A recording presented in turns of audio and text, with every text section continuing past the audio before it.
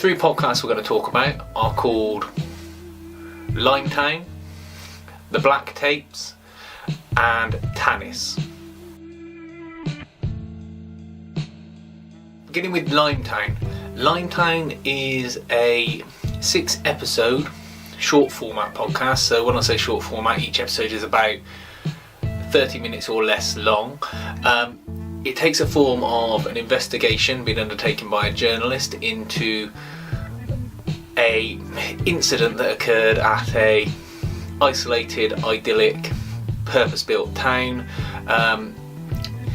and all you know about it is that it was built by a sort of philanthropic scientist, and they were undertaking research there, the type of research you don't find out about until about halfway through the 6 episodes.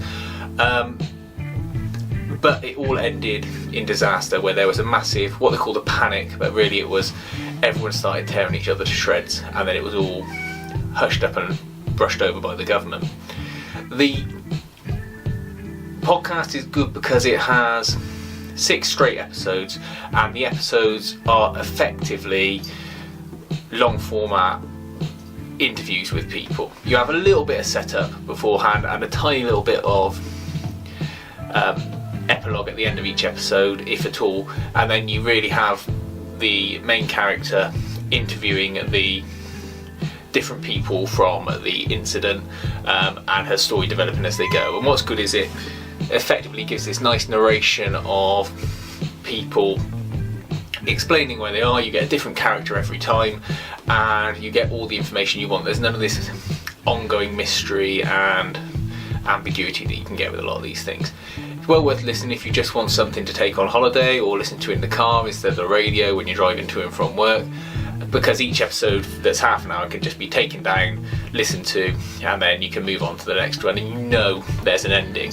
It's left open-ended for a second season if you want to listen to one, but you can listen to it in isolation and take the ending that it has as the definitive one. But what's nice is you get lots and lots of full answers. There's very little left unanswered at the end.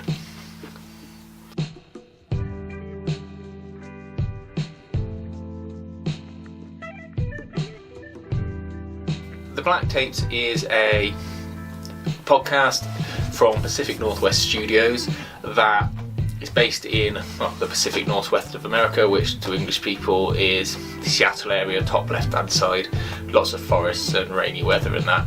And it's designed in a manner of a journalist undertaking investigations again into the unexplained supernatural phenomena and people debunking it scientifically. This causes her to come into contact with a person called Richard Strand, who is the founder of the Strand Foundation. The Strand Foundation have a collection of black tapes, black VHS tapes, that effectively are unanswered cases. He has $1 million prize for anyone that can prove the supernatural exists. As she looks into this, every episode, and it's about 12 or 13 episodes long a season, and there's 2 seasons of it, you get deeper and deeper into the background of the story.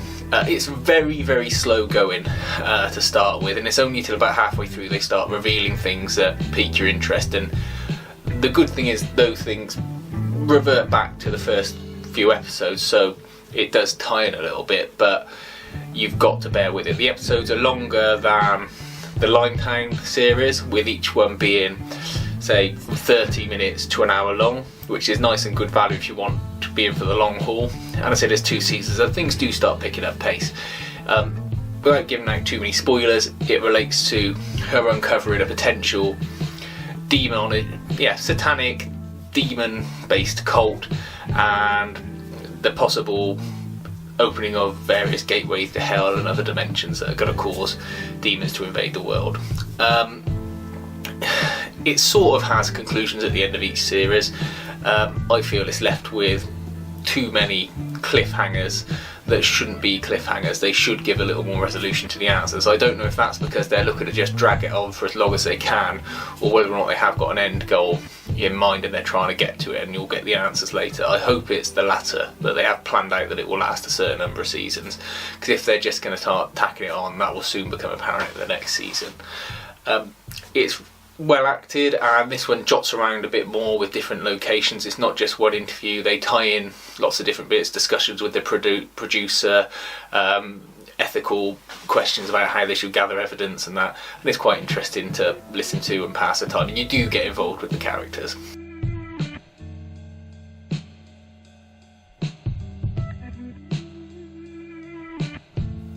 Tanis is a sister podcast to the Black Tapes, and they reference each other throughout.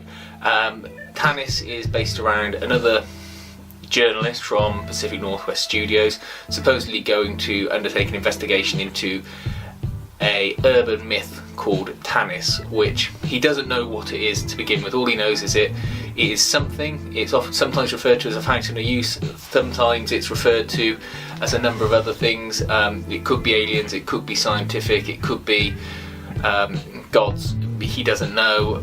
What he does know is that every 400 years or so it seems to change location.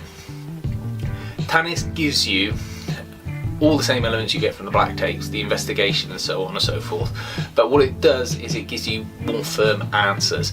By the end of the first season you've found Tanis and you know what it is, or you've got a good idea to form your own views on what it is.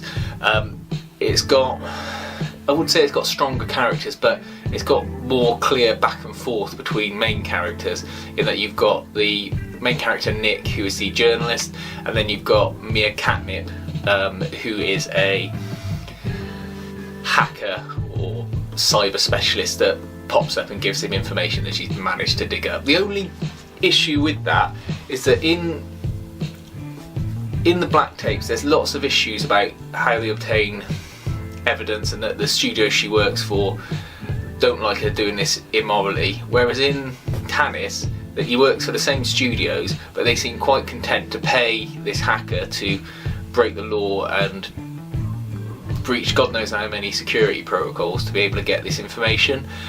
It's for the story, so I don't mind that much, but it just seems a little bit strange that they make a big thing of it in the one story, and then in this story they've got lots of sort of moral ambiguity. Tanis, again, I feel like Tanis is rolling towards an actual conclusion as opposed to the Black Tapes, which isn't. It's not as spooky as the Black Tapes, but it covers a more science fiction based approach, and it's got a bit more sort of government involvement and things like that. What I hope happens with the two is that they cross over, because bearing in mind they're in the same world, and one's investigating a say demon invasion and the other one's investigating, well, something I won't say what it is, but there should be crossover with them, and they don't seem to relate to one another. They have little guest appearances at each other's podcasts, but only to read out sections of text that they've uncovered for their own stories, not because they're trying to link these events. And I think if you're one person who's looking into demons opening portals into another world, and another guy is looking into something that, were you to frame it differently, could be seen as part of the same thing, it would only make sense for them to cross over. Same way as you would expect the guy from Tanis to ask questions of the chap from the Strand Institute, because his expertise is in trying to debunk and explain this type of phenomena, and instead he seems to walk around asking questions of other people who don't have the ability to give him straight answers, or at least a scientific explanation. Hopefully they'll tie up together, and even better would be if they ended up being different ends of the same story, and then you find they crossed over and you find that the things he's looking into relate to the demon invasion, or you find that the demon stuff is actually just a mythological explanation for what the guy in Tanis is looking into. That would be clever, and I think that would wrap them up really well. We'll wait and see, but they're three good podcasts. They've all got different elements, all are quite eerie or spooky. The Black Tapes has got the most classically spooky elements to it, where the other two are a bit more science fiction, and there are certainly episodes of the Black Tapes that, if you listen to sort of in the dark or just with your headphones on, will send a chill down your spine.